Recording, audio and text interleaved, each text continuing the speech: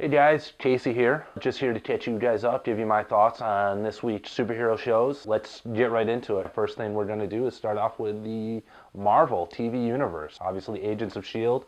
still on their winter break, so we're going to be diving right into Agent Carter. We're a few weeks in now to season 2. This week's episode featured a lot of flashbacks, giving us some insight into Peggy Carter and why she became a spy. We see that she had a brother this whole time. Big shock for her when he was killed. And that was the main motivation behind her becoming a super spy. As awful as that is, I mean, thank God that happened. Also gave us some insight into Whitney Frost, aka Madame Mask, who's shaping up to be this season's big bad. She's pretty cool. Not only does she have some awesome powers, she's also a super genius, which is pretty awesome. How's Peggy Carter gonna take her down? Whitney Frost is a character. Obviously, she has a comic book namesake, she has a comic book counterpart, but she doesn't share much in common with other than the name. Because the comic book counterpart has so many tie-ins to Tony Stark and Iron Man, makes you kind of wonder, are they saving that character for another Iron Man film, perhaps, if we ever get one? I don't know, just something to think about. The other thing is Sousa. Never gets enough love on this show, but he is awesome. Great to see him always backing Agent Carter. That little communism speech there towards the end, Sousa let us know that he got the same on-the-nose speech. Clearly has a thing for her. Hopefully we see more on that. But awesome to see him always backing her. Now we're moving on to the DC shows, mainly the Arrowverse on CW. So we're going to go in order. Tuesday night we had The Flash. Not their best example of the villain of the week this week with Tar Pit. He was actually quite awful.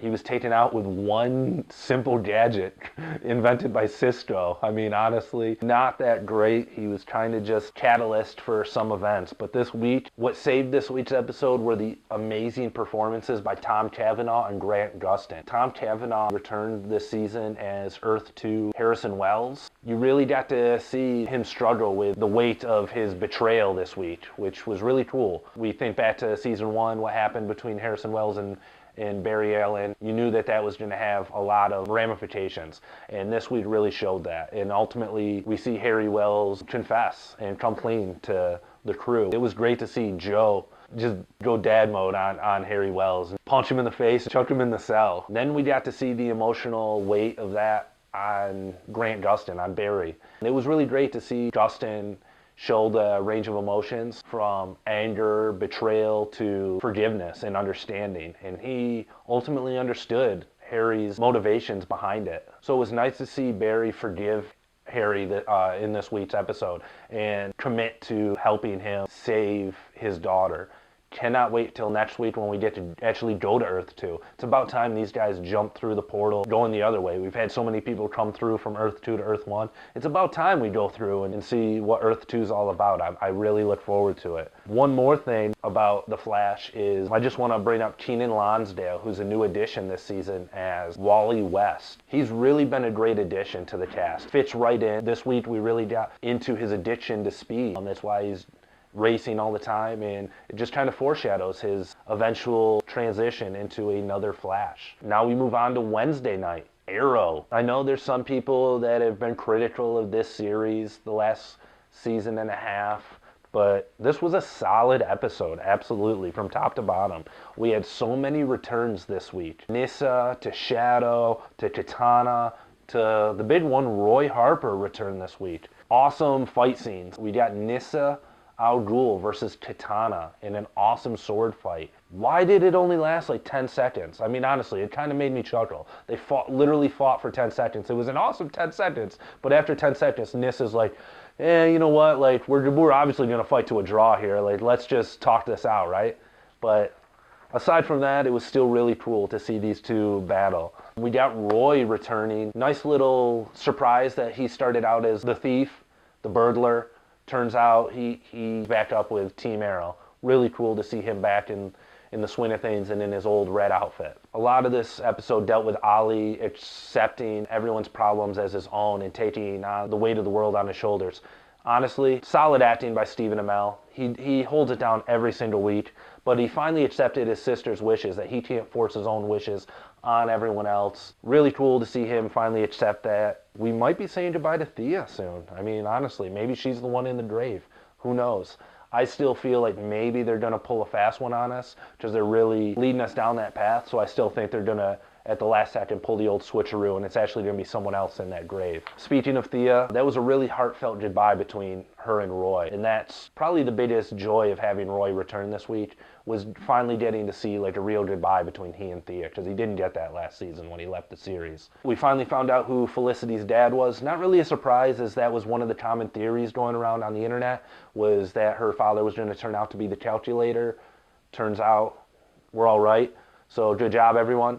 The fact that he survived and came into her life at the very end of the episode as just her father, she doesn't know that this guy's the calculator, really cool. Finally gives Felicity something more to do, because she's been growing stale the last couple seasons in a lot of fans' minds. So it's cool that it'll give her a new dynamic, something new to work with. Finally, last thing I want to talk about with Arrow is back to Nyssa Al Ghul. Is she kind of a jerk or what? Kind of a crybaby about not taking over the League of Assassins. I mean, that's basically been the catalyst of all this. Is like she's kind of like, "Well, I didn't get my way." Everyone vilifies Malcolm Merlyn for using other people as pawns to get his way.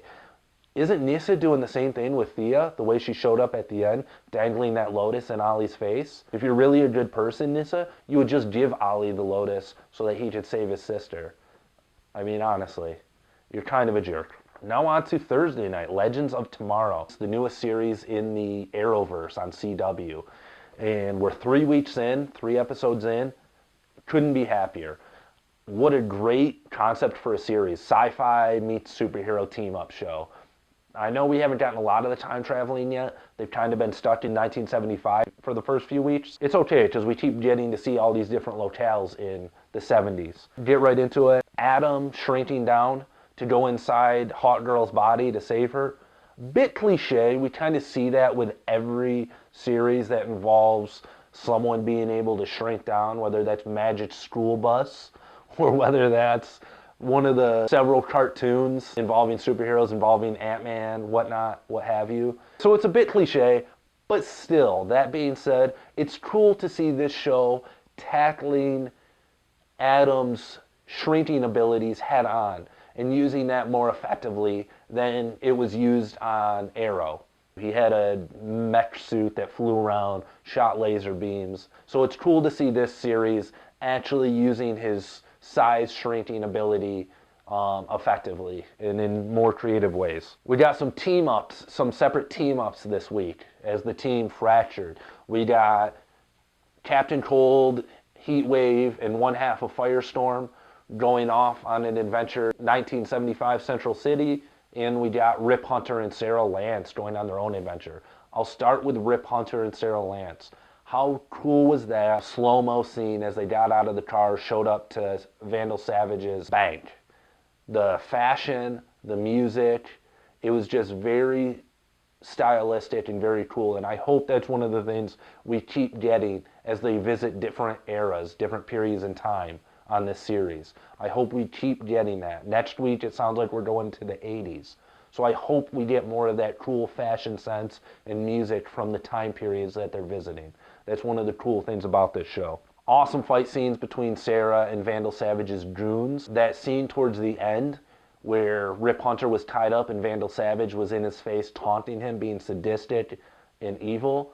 It's really the best moment that Vandal Savage has had on this series. He's been one of the weaker overarching villains in the Arrowverse. When you're comparing him to Deathstroke and Reverse Flash, he definitely doesn't live up to those guys. This was his first moment of real gravitas, and I felt that this guy is someone to take seriously. On to the other team up. This was all spearheaded by Captain Cold, Leonard Snart, aka Wentworth Miller, who plays him. He was trying to prevent his father from going to prison, which was a huge moment that changed his life, and it really shaped him. So he was trying to save he and his sister from that. And it was really a touching moment when he came face to face with his younger self, in his childhood home. He tried imparting some wisdom. He realized that it was all for naught. The time stream maintained itself. It found a way to self-correct.